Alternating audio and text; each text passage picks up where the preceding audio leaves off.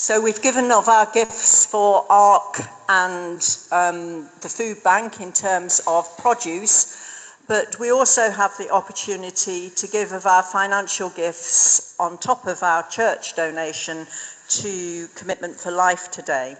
Now, this is a tree in Scotland. How many of you have been there and seen it? Okay, how old do you think it is? This is a real question. How old do you think this yew tree is? Bit more? 2,000 to 3,000, they reckon. They haven't been able to estimate it. It's the Fotheringay yew tree in Perthshire. And if you haven't been to see it, it is a wonderful sight. I don't think it is a very imposing tree now because its trunks are so divided into different sections, it's hard to see. It is believed to be the oldest tree in the United Kingdom.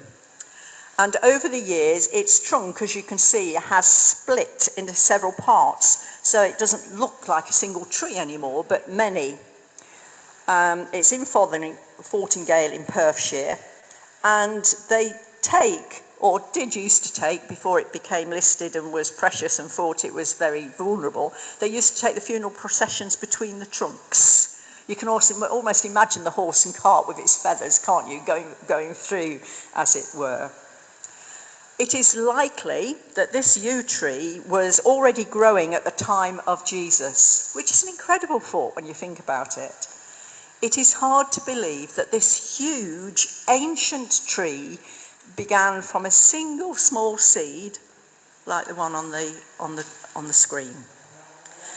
And when things like that happen, or when I look at trees, and I'm a bit of a tree fanatic, I wonder who planted that seed that grew into the yew. Perhaps it germinated naturally. Or perhaps someone planted it in their garden because it would have been before, there was a church there. However the seed got into the ground, through the years, over many, many centuries, there will have been a huge number of individuals who tended to the tree, who chose to incorporate it into the churchyard and not destroy it, and who ensured that it carried on thriving. And most of those people aren't alive today. And they're not alive to see the tree as it is. They're not alive to see the fruits of their labours. Of course, some seeds that we plant grow much more quickly. Many crops, such as carrots and beans, take less than a year to go from seed planting to harvest. I've just got a garden back for the first time for several years, and I've had rhubarb and gooseberries and leeks this year, and it is different when you eat something that you've grown yourself, isn't it? It does feel different, as it were.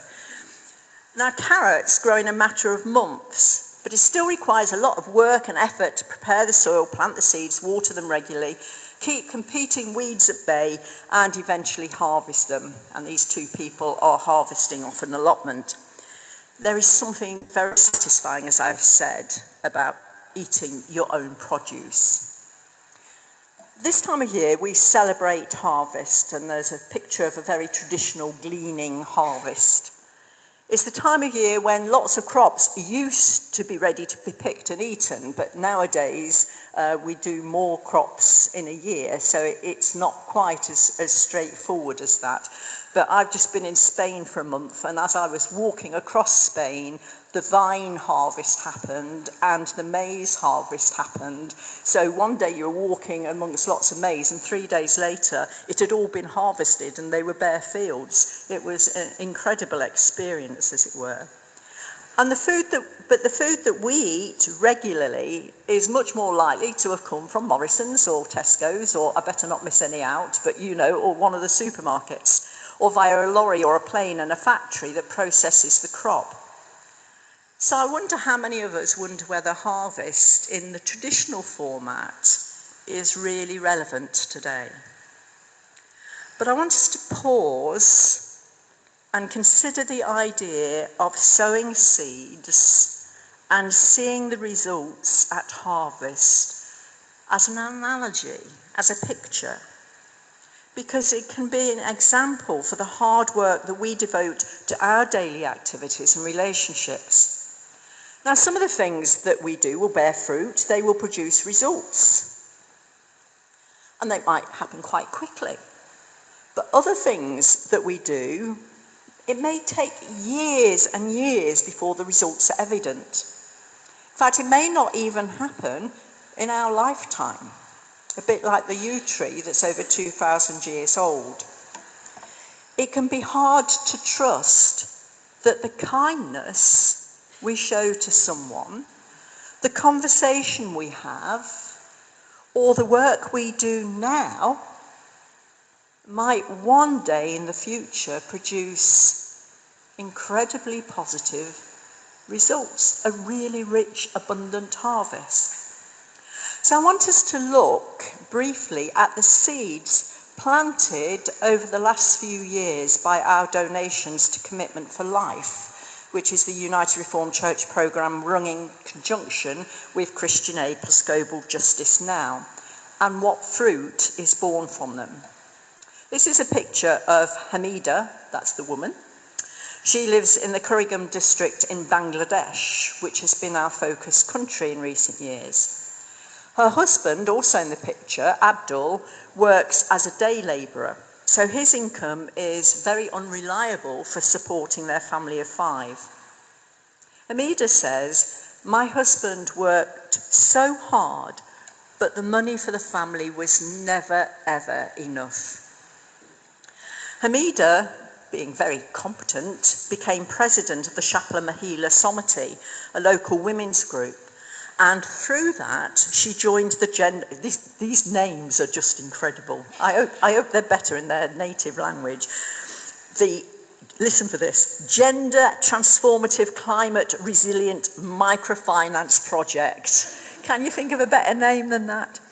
Anyway, she went to their training sessions. And through that, she learned about care of livestock management, about poultry raising, and all kinds of agricultural techniques. From a Christian Aid partner, which is what our Commitment for Life money may have gone to, she received microfinancing and she bought her first high-yield crossbreed cow with a calf.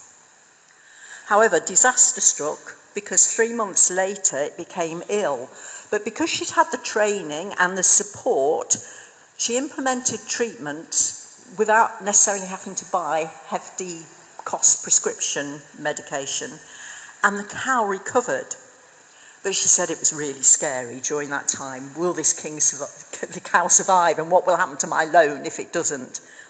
But within 11 months of receiving her first cow, she had 4 cows and was producing 40 litres of milk a day. So the family now has a sustainable income for which she's won an Economic Success Award. Hamida says the award is nice, but what matters most is what happens in my home. My children now see their mother as a businesswoman, as someone with valuable knowledge, and this project gave me the tools, but I had to find the courage to use them. Now, if you go back to our seed analogy, we don't know what's going to happen as a result of that microfinancing seed and the cows that came into Hamida's hands as a consequence, and the education that she's been able to pay for her children. One of them might become a doctor. One of them might become a scientist. One of them might give birth to somebody who's very special. So in 5, 6, 7, 10 generations, who knows what that tiny seed of our fiver to Commitment for Life that went to the microfinancing for the cow will have actually borne as a harvest. And so we thank God today for our harvest and the food we enjoy. And part of our harvest giving of our first fruits is to give to Commitment for Life. There are envelopes in the pews that you can put cash or cheque in. Make sure the cheque is made payable to the church, not Commitment for Life, because it's a URC project. Things go through, it all goes through the church account. The church claims gift aid if you're able to have gift aid off it, and then the church pay it to Commitment for Life because it's a URC event. So give it in the envelopes. that are in the pews. You can put it on the retiring offertory plate, which this month is for Christian Aid Commitment for Life, or you can give it electronically, but if you give by backs, please make sure you reference it as for Commitment for Life. And we're usually, as a church, incredibly generous to Commitment for Life. And we usually raise well over £1,000 a year. So it would be really good if we could match that so that we've got lots of seeds being planted for the future. And this is all part of our way of giving thanks today for our harvest and the food we enjoy. By planting seeds, as we both pray for people like Hamida and Abdul for their harvest, but also pray for the work of Christian Aid and donate to Commitment for Life so that partners can help to bring life before death to many others. And so as a symbol of us bringing our first fruits, whatever they are, we're going to now take our offertory up. And if you feel able to stand as we bring the offertory forward, then please do so. And I will say a prayer when we receive the gifts.